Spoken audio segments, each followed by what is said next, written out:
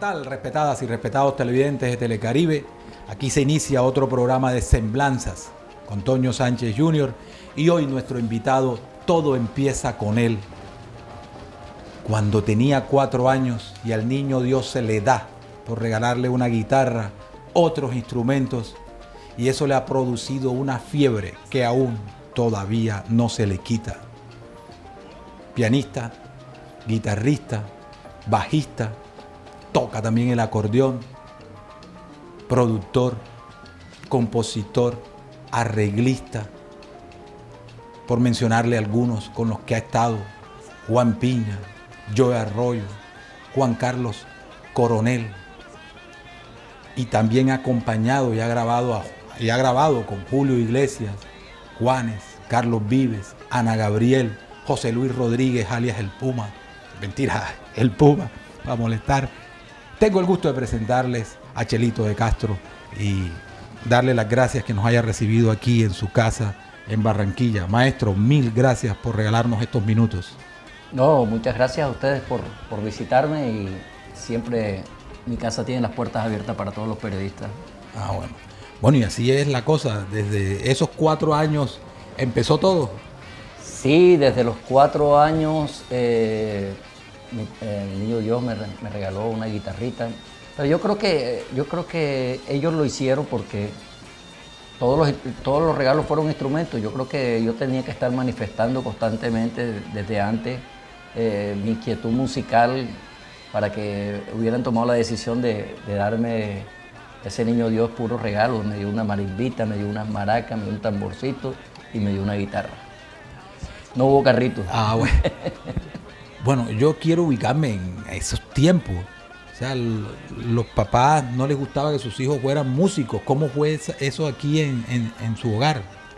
Bueno, como en todos, así como tú lo dices, pues, mi papá le llamaba la atención que yo tocara, pero yo creo que más que todo lo quería por hobby, ¿no? Y sobre todo en los años 70, yo me gradué del colegio a finales de los 70. Pues los padres no querían mucho que sus hijos fueran músicos, porque la verdad los músicos había una onda bastante fuerte en la noche y en la profesión de la música. Se despertaba ya todo lo que era la drogadicción y todas esas cosas.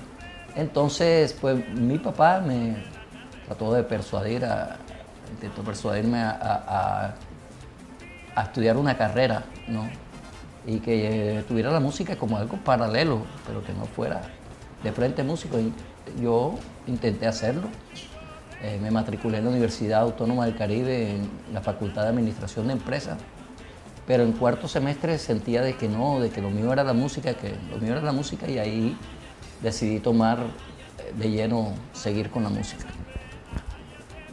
Bueno, esa decisión la toma, se va a la música, pero ¿qué hace? ¿Cómo, hacia dónde va? ¿Hacia una orquesta? ¿A aprender más? Comienzo a irme a los ensayos de la casa de Adolfo Echeverría, que tenía la orquesta, y estaba el Nene del Real, era el pianista. Y el nene me tomó mucho cariño y me daba chancecitos en el piano, ¿no? Paralelamente a eso, en el garaje de la casa de Adolfo, había muchos instrumentos, pues los instrumentos de la orquesta guardados, y entonces yo me encerraba ahí, prendía el piano o cogía el acordeón y me la pasaba ahí ensayando. Me iba a los toques con ellos. Ellos hacían una tanda de vallenato, y entonces yo, como para ganarme la estadía ahí, cogía el bajo en el vallenato y los acompañaba, que el bajista normalmente, el que tocaba el bajo cuando el vallenato era el nene. El nene me daba el bajo a mí y yo con eso justificaba, y así me la pasaba con ellos, fuera carnavales, fuera diciembre, yo iba a todos los bailes y esperando el chancecito hasta que en una fiesta que estaba tocando acordeón, yo tenía un conjunto vallenato de muchachos de por acá, de la cuadra, cantaba Juan Carlos Lora y todos éramos muchachos de por aquí mismo del barrio, y en ese día que fuimos a tocar una fiesta, no fue el pianista de la orquesta con que estábamos alternando. Entonces tuve que resolverle la noche a la orquesta Y de ahí me llamaron el lunes, me llamaron ya como el pianista de la orquesta, para que fuera pianista ya en propiedad. Ahí comienza este camino, sí, me refiero a la faceta del piano, ¿no? Sí. Que es como que la que de pronto la gente más me relaciona porque la trascendencia que tuvieron los éxitos con Joe, como Rebelión, En Barranquilla Me Quedo, Para el Bailador, Mari, todo eso donde el piano era coprotagonista, por decirlo. Ya vamos para allá ahora. Sí. Entonces ahí arrancó con esa orquesta que se llamaba Alma Latina. Bueno, ya usted empezó a dar pasos más adelante, pero permítame primero preguntarle, déjeme llegarle por Juan Carlos Coronel. ¿Cómo llegan allí? No, bueno, yo conocía a Juan Carlos porque Juan Carlos desde muy, digamos, era un niño, 13, 14 años. Él venía con el nene y se quedaba en la casa de Adolfo Echeverría y cantaba a veces con la orquesta de Adolfo Echeverría. No recuerdo bien si estuvo alguna vez de planta, pero él venía y pasaba fines de semana y cantaba con la orquesta de Adolfo Echeverría. Entonces ya ahí entablamos una amistad. Ya después, más adelante, nos reencontramos, por decirlo, cuando él arregla con Disco Fuentes y me contratan como productor. Él me sugiere y Disco Fuentes me contrata como productor cuando hacemos el disco del Tumbado del Coronel, donde está el mosaico del Coronel, se llama, donde está unos temas de Aníbal Velázquez que yo le toco con el acordeón. También le produzco un tema que se llama Cora Cora, le produzco un tema que se llama Sin tu cariño. Y ahí comenzamos a hacer una serie de temas y de producciones con Disco Fuentes. Esa época es gloriosa para la música colombiana. Pues sí, ¿no? Yo creo que de un tiempo para acá nosotros de pronto venimos dando como una batalla, ¿no? Por defender el espacio de la música tropical, que cada vez se reduce más en la radio de la costa y en la radio nacional. Entonces venimos dando como una batalla desde hace rato para defender ese espacio, y esos temas pues en su momento contribuyeron a que siguiésemos teniendo la difusión que necesita la música tropical. Antes de llegar a ese momento con el Joe Arroyo, y en donde ese piano suyo y esos momentos sublimes pasaron no solo a Colombia, sino al mundo entero, vamos a ir a una corta pausa comercial y ya regresamos.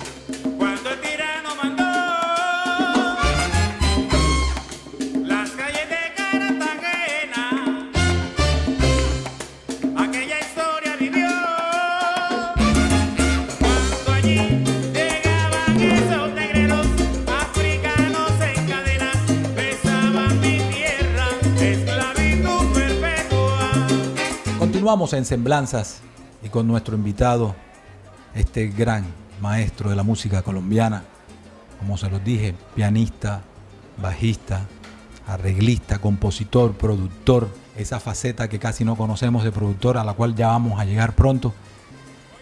¿Qué se siente ser el hombre del solo de piano más amado, más conocido de Colombia, del Caribe, de Centroamérica, de este hemisferio, de Europa y del mundo? En Rebelión. Bueno, la verdad es que es una satisfacción muy grande. Yo hace 33, vamos como para 34 años que grabamos ese tema. La verdad no pensé que a estas alturas íbamos a estar hablando de eso con la trascendencia con que se hace y de verlo situado entre los solos más importantes de la música salsa de todos los tiempos. Es una satisfacción muy grande. Yo creo que además de una satisfacción, contamos con un poquito de suerte en este aspecto. Cuando sale Rebelión en el año 86, ya la salsa romántica venía como desde el 82 por ahí, abriendo camino y le venía quitando mucho espacio a la salsa rumbera, a la salsa fuerte. Y sin embargo, en el año 86 que salimos con La Rebelión, el tema fue una locura, ¿no? Después hicimos En Barranquilla Me Quedo y otros temas ya con ese tumbado esquinero, con el sabor que tenía el Joe, que iba directamente al bailador. Entonces, vuelvo y te repito, es una satisfacción muy grande que después de 34 años la gente esté bailando La Rebelión como si acabase de salir. Cuénteme, ¿cómo nació ese solo? ¿Cómo fue ese día de grabación o esa noche de grabación? Porque ustedes graban de día, de noche, de madrugada. Sí, mira, o sea, cuando yo llego a Disco Fuentes con Joe, prácticamente había cierta resistencia en Medellín porque Joe había decidido llevar a los muchachos que tocaban con él. Entre eso me encontraba yo, que estaba un pelado como de unos 21 años. Y casi todos estábamos por ahí. E incluso llegó un momento en que nos pararon la grabación. Y se metieron unos músicos de Medellín, de parte del sindicato, a prohibir que nosotros pudiésemos grabar con Joe. La atmósfera estaba bastante difícil. Y tenían allá dos pianistas, en caso tal de que a mí, como decimos los músicos, se me espichara la llanta. Entonces tenían dos pianistas allá y era el primer día de grabación. Yo recuerdo que arrancamos la producción con Musa Original, que lleva el nombre del disco, ¿no? Yo toqué Musa Original, cuando terminé Musa Original me dijeron, toca el otro. El siguiente fue La Rebelión. Comenzamos a tocar La Rebelión. Obviamente ahí se produce una emoción adicional en mi vida y era que yo siempre había querido hacer un solo de piano que la gente lo pudiese escuchar en el picó, en todas partes y que quedara grabado. Y entonces cuando veo la oportunidad con Joe, que había sido el ídolo de mi infancia, de todo, me produce una satisfacción muy grande, una emoción y me invade ansiedad y todo. Entonces me quito la camisa y digo, bueno, aquí la tengo que tirar toda porque esta es la oportunidad de mi vida. Y efectivamente así lo hice. No había nada programado porque con el Joe no era que lleváramos los temas ya programados y que tal, y que esto ensayo, entonces yo hago esto, no había frase de cajón, no había nada, era como lo que te naciera en ese momento, ¿no? Y yo hice así lo que me nació, e incluso después me tocó aprenderme lo que había hecho ahí en el disco. Maravilloso. Bueno, siguen todos estos temas que vienen y ahí ya se abre ese espacio a los solos de piano. Sí, claro, y fíjate tú que ya para el siguiente disco, cuando comenzamos a grabar, digamos, no era como un productor musical, era como un representante de la disquera que siempre estaba ahí. Le dice a Joe por el interno, le dice, Joe, acuérdate del solo de piano de Chelito. O sea, ya era como un requisito ahí de... Bueno, ¿y qué dijo la gente de Fuentes después que querían boicotear todo, la vaina, y cuando sale ese bombazo? No, después a Joe, pues, no tanto nosotros, pero a Joe le tiraban alfombra roja. Eso era lo que tú digas, lo que dijera Joe. van los pelados, que vengan los pelados y todo. Y nos atendían muy bien porque ya nos habíamos ganado la confianza de la disquera. No todo el mundo tiene el placer, Chelito, de poder estar, de grabar con el cantante que es el ídolo de uno. Sí. Usted tuvo esa suerte, ese regalo de la vida. ¿Qué le hacía sentir cuando usted iba camino a esa tarima y saber que se le iba a montar piano a esa persona que usted admiraba? Como tú dices, es un regalo de la vida, es un regalo de la vida. Fíjate tú que la primera presentación que yo hago con Joe la hago precisamente en Montería. En Montería es la primera presentación que yo hago con Joe en el marco de un festival, de una feria ganadera. Por ahí mes de junio. Junio. Bueno, en el mes de junio nosotros vamos a acompañar a Joe. Para mí era una emoción grande que yo quería decir. ¿Iban todos en el bus juntos? ¿O? Sí, todos nos íbamos en el bus. Era muy macondiana la manera como viajábamos porque yo iba cantando, el bus no tenía aire acondicionado, iban las ventanas abajo y todo tenía una connotación especial. Entonces llegamos, yo me acuerdo que llegamos en la mañana, viajamos en la noche y llegamos en la mañanita a Montería.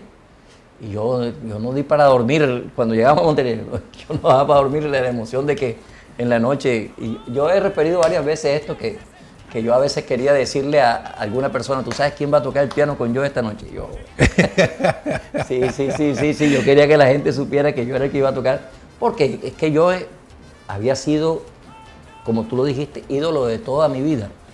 Y yo conté con la suerte de que la música tropical que se hizo en Disco Fuente quedó para toda la vida. La que se hizo con Disco Fuente desde los 60 hasta los 80 y pico. Esa fue una música tropical que quedó para toda la vida cuando Fruco, Latin Brother, Los Líderes y todo. Y yo alcancé a arañar esa época con los solos de piano y con todo. Pude participar de eso que tanto soñé toda mi vida. Ahora que usted dice Fruco, ¿qué significa para usted Fruco? Mira, yo tengo una admiración muy grande por Fruco y yo lo veía inalcanzable cuando yo estaba niño. Yo recuerdo que cuando había alguna presentación de Fruco que transmitieran por radio, yo inmediatamente la grababa. Y para mí Fruco era grandísimo porque además era productor de Latin Brother, además era productor de Los Líderes, además hacía Piano Negro, una música instrumental que ellos hacían, Wanda Kenya, claro. todo eso. Entonces para mí Fruco era un tipo, una figura muy grande. Hoy en día que cuento con su amistad y que con su cariño y con el aprecio que siento de su parte y que yo le tengo, me parece mentira. Fíjate que hace poco lo invité a una presentación en Medellín, nuestra primera presentación con mi orquesta en Medellín, y fue, y no, para mí era grande tocar Tania, tocar El Ausente, tocar El Caminante, tocar esa música con Fruco, grandísima para mí. Yo creería que es el productor de música tropical más grande que ha tenido Colombia. Alguien dice que, bueno, y le castigan que no nació en la costa atlántica. Sí. No, pero tú sabes que Fruco ama la cultura costeña. Sí. Ama la cultura costeña y él tiene algo de costa porque su abuela era cubana. O sea, tiene algo de Caribe. Claro. Su abuela era cubana y él ama mucho la cultura. Incluso cuando viene por acá cambió un poco el acento paisa. Bueno. Chelito, cuando hacía la presentación del programa, decía que habías estado en grabaciones y habías acompañado a grandes cantantes, Julio Iglesias, Ana Gabriel, José Luis Rodríguez, el Puma. No sé si te acuerdas de Misión Imposible, cuando empezaba Misión Imposible y el tipo iba a escoger a los que iban a ir a la misión y sacaba las cartas de los que iban. ¿Qué se siente cuando decían, Chelito, vas a acompañar a Julio Iglesias, vas a acompañar a Carlos Vives, vas a acompañar a Juanes, vas a acompañar a Ana Gabriel, vas a grabar con ellos, vas a producir? Obviamente es una emoción grande porque en algún momento de tu vida tú los viste inalcanzables. O sea, Julio Iglesias no estaba en mi mente. O sea, en mi mente estaba hasta Joe Arroyo. pero Julio Iglesias no estaba en mi mente para llegar. O sea, la primera grabación con Julio Iglesias fue La Gota Fría, la versión que hizo Julio Iglesias de La Gota Fría. Cuando grabamos eso, salimos de Bogotá varios músicos, el cajero y el guacharaquero de Carlos Vives. Yo iba en el acordeón, iba Toño Arnedo en la gaita. Grabamos y salió el sencillo y no salió con créditos. Y entonces no había manera de decir, de demostrar. Tú decías, no, yo grabé ahí. No, hombre, que vas a ver tú de esa vaina. Eso tuvo que hacer no sé quién. Había gente que decía, pero si eso se nota que es un piano acordeón, o sea, bajando caña. Bueno, yo quedé con la pequeña espinita ahí. Y de pronto, 2 años después, que voy a pensar yo, me llama una muchacha y me dice, Chelito, ¿tienes la visa vigente? Sí. No, porque Julio quiere que vayas a grabar con él en el nuevo álbum. Bueno, listo. Yo me voy para allá. Pero entonces metí una cámara, esa camareta larguita esa, la metí en el estuche del acordeón y me fui con mi acordeón para Miami. Bueno, esa vez ya me recibieron con limusina, penthouse, de todo. Y yo con mi camarita ahí guardada. Le pregunto al productor, oye, ¿tú crees que Julio se toma una foto conmigo? Porque yo decía, la única manera de demostrar esto es que se tome una foto conmigo. No, pero si él no viene bien arreglado, porque Julio es delicado, que no sé qué. Bueno, total, grabé el acordeón, no había llegado Julio. De pronto me dice, Julio, que no te vayas, que viene a conocerte. Ah, bueno. Cuando entro, yo veo, de una vez le analicé la pinta. No, el tipo llegó con un jean roto, con unos tenis viejos, con unas que... Yo oye, se embolató la foto. Entonces, bueno, el tipo me abraza, hablamos y nos sentamos así en un sofá a conversar. Él se reía mucho de la salida mía y de la forma de hablar. Y yo le hago la seña al productor, que era Estefano, de la foto. Entonces Estefano le dice, no, Julio, lo que pasa es que Chelito la vez pasada no le creyeron y no sé qué. No, venga, tómeme la foto con Chelito y tal. Y me abrazó, me dio un beso. Y entonces ahí tengo la foto y ahí sí, y ahora sí. Ahora sí, apenas salí de ahí, lo primero que hice fue revelar la foto. Bueno, maravilloso. Bueno, su faceta de productor, ¿te ha gustado más eso o todo? Bueno, indiscutiblemente la faceta de productor me ayudó muchísimo a manejar el tiempo mío y a evitar un poco los trasnochos, ¿verdad? Yeah. Yo comencé participando directamente en las grabaciones de Joe, ¿verdad? Participaba directamente en la estructura de los temas, en qué se hacía, en el mambo, en los coros, en esto. Y eso me fue dando pie y me fue dando confianza. Entonces comencé a hacerle arreglos a Joseito Martínez.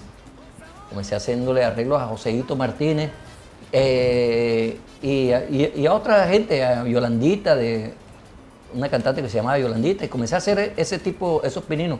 Entonces, cuando salgo donde yo, lo primero que hago es un tema que yo canto que se llama Dos Palos. Me hice los arreglos, me compuse el tema y todo. Y eso me dio la confianza de muchos artistas que comenzara a trabajarle. Entonces comienzo a hacerle temas a Checo, comienzo a hacerle temas a Banana, a Juan Carlos Coronel. Comienzo a hacer jingles en Olímpica Estéreo, que hice jingles por más de 15 años para todo el tipo de emisoras que ellos tenían. Entonces comencé a trabajar muchísimo en esto de la producción y me permitía dejar de trasnochar, que a mí el trasnocho siempre me ha golpeado mucho. Es de las cosas que más me golpean en esto de la música. No me he podido acostumbrar a esas amanecidas. Yo soy una persona que normalmente me acuesto a las 10 y a las 5 de la mañana me levanto. Entonces cuando me da el trasnocho me golpea mucho. Me permitió eso. Y ahora es que estoy volviendo nuevamente a trabajar en vivo. No puedo terminar sin preguntarle cómo está su papá. Bueno, mi papá, gracias a Dios, bien, próximo a los 100 años, con la bendición de Dios. Esperamos que el 19 de marzo se haga realidad eso de de llegar a los 100 años. Y vamos a tocar piano ese día. Ese día hay que tirar la casa por la ventana. Chelito, de verdad, mil gracias por haber aceptado esta invitación, por habernos recibido aquí en su casa. Le deseamos que siga teniendo éxito, que sea una gran celebración ese 19 de marzo también para el cumpleaños de su padre. Muchas gracias a ustedes y siempre bienvenidos a mi casa. Bueno, hemos llegado al final de nuestro programa. Como lo terminamos siempre, la finalidad de este programa es esto: visibilizar a toda la gente grandiosa de nuestro Caribe colombiano, en especial de la música del Caribe colombiano, y decirles, al terminar el programa, lo orgulloso que nos sentimos de ser paisanos de personas como esta, en este caso, Chelito de Castro. Mil gracias por haber estado con nosotros.